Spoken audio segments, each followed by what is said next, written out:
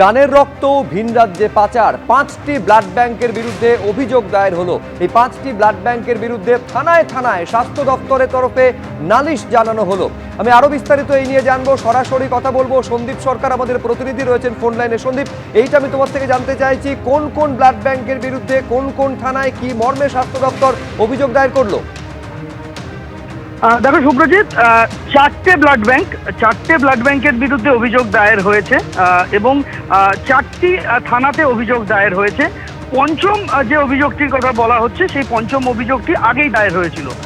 এই রক্ত পাচার কাণ্ডের তদন্তে এই নিয়ে রাজ্যের থেকে কলকাতার 4টি ব্লাড ব্যাংকের বিরুদ্ধে 5টি অভিযোগ দায়ের হলো থানাতে, আমরা বলতে পারি। রাজ্যের বাসিন্দাদের, রাজ্যবাসীর দানের রক্ত এবং প্লাজমা বিনা অনুমতিতে ভিন রাজ্যে বিক্রির অভিযোগ রয়েছে। ইস্পাত ব্লাড ব্যাংক সোনারপুরের এই ব্লাড ব্যাংকটির বিরুদ্ধে সোনারপুর থানায় অভিযোগ দায়ের হয়েছে। হেলথ পয়েন্ট ব্লাড ব্যাংকের বিরুদ্ধে অভিযোগ দায়ের হয়েছে বালিগঞ্জ থানাতে। অশোক ব্লাড ব্যাংকের বিরুদ্ধে অভিযোগ দায়ের হয়েছে লেক থানাতে। লাইফ কেয়ার ব্লাড ব্যাংকের বিরুদ্ধে অভিযোগ দায়ের হয়েছে বেনিয়াপুকুর থানাতে। এই অভিযোগগুলো দায়ের করেছে রাজ্যের ব্লাড ট্রান্সফিউশন কাউন্সিল বা এসবিটিসি। এর আগেই দক্ষিণ 24 পরগনার মথুরাপুর থানাতে হেলথ পয়েন্টের বিরুদ্ধে একটি অভিযোগ দায়ের করেছিল স্বাস্থ্য ভবন, যার ভিত্তিতে এফআইআর রুজু হয়ে গিয়েছে। আর যে নতুন করে 4টি অভিযোগ গতকাল দায়ের করা হয়েছে, ইতিমধ্যেই পুলিশের তরফ থেকে স্বাস্থ্য ভবনকে ইমেল পাঠানো হয়েছে। ইমেল পাঠিয়ে পুলিশের তরফ থেকে আবেদন জানানো হয়েছে যে স্বাস্থ্য দপ্তরের তরফ থেকে যাতে আরো বিস্তারিত তথ্য পুলিশকে দেওয়া হয়, যাতে তারা এই তদন্ত এগিয়ে নিয়ে যেতে পারেন। হেলথ পয়েন্টের বিরুদ্ধে অভিযোগ হচ্ছে, ফেব্রুয়ারি থেকে এপ্রিল মাস চলতি বছরের 3 মাসে তারা 1,69,00,000 টাকার লোহিত রক্তকণিকা এবং 4,15,00,000 টাকার প্লাজমা ভিন রাজ্যে বিক্রি করেছেন স্বাস্থ্য ভবনকে না। এর বিরুদ্ধে ইস্পাত ব্লাড ব্যাংকের বিরুদ্ধে অভিযোগ হচ্ছে যে রক্তদান শিবির পাওয়ার জন্য ক্লাবগুলিকে মোটা টাকা বিলি করা হয়েছে। রক্ত এবং রক্তের উপাদান তারাও ভিন রাজ্যে বিক্রি করেছেন বলে এবং বাড়তি রক্ত আদায়ের জন্য রক্তদান শিবিরে নানান উপহার বিলি করেছেন তারা। এটা হচ্ছে ইস্পাত ব্লাড ব্যাংকের বিরুদ্ধে অভিযোগ।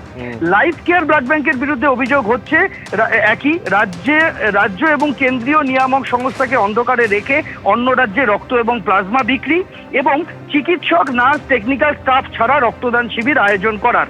আর অশোক ব্লাড ব্যাংক যোধপুর পার্কের, তাদের বিরুদ্ধে অভিযোগ হচ্ছে সংস্থাকে অন্ধকারে রেখে অন্য রাজ্যে রক্ত এবং প্লাজমা বাল্ক ট্রান্সফার করার।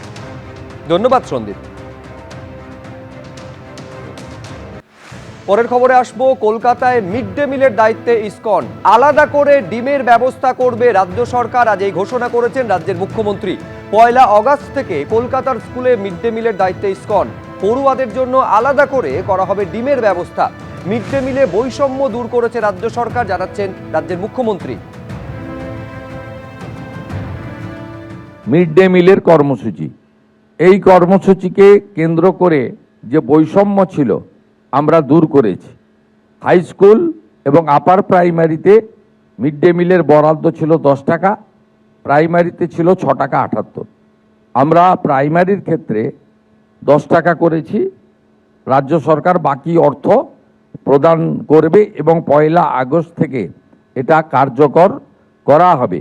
1 আগস্টেই পাইলট প্রজেক্ট হিসেবে কলকাতার একটি বড় অংশে ইসকনের দ্বারা মিড ডে মিল বিতরণ হবে এবং ইসকন সাত্ত্বিক, শুদ্ধ, প্রোটিনযুক্ত খাওয়ার পরিবেশন করবেন। তার বাইরেও আমরা এসএইচজি গ্রুপের মাধ্যমে প্রোটিনযুক্ত ডিম আলাদা করে আমরা দেওয়ার ব্যবস্থা করছি, যাতে আমাদের এখানকার ছাত্রছাত্রী বা আগামী দিনের ভবিষ্যৎ, তাদেরকে আমরা প্রোটিনযুক্ত সম্পূর্ণ আহার দিতে পারি। এবিপি আনন্দ, এগিয়ে থাকে, এগিয়ে রাখে।